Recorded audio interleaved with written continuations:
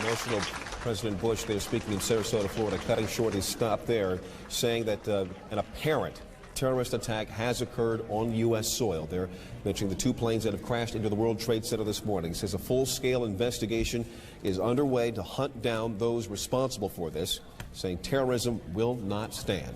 And Leon, on the heels of the president's remarks, CNN has learned that at least one of the planes involved in this hit on the World Trade Center was an American Airlines 767, a Boeing aircraft that took off from Boston. What happened to that airplane as it took off from Boston and how it ended up at the World Trade Center, our details will have to fill in as we go. But let's go ahead and bring in our David Ensor. David, you were saying before we interrupted you for the president's remarks.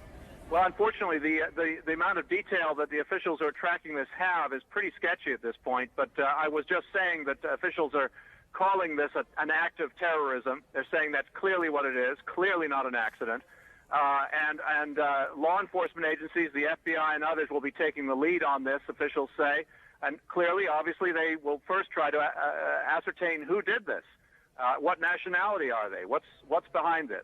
That's really all I can say. There are several places around the government. There are groups of officials gathering and setting up crisis centers to try and deal with the flow of information on this, which, as you can imagine, is going to be considerable as the day progresses. And so far, as we know, no one has been taking responsibility for this.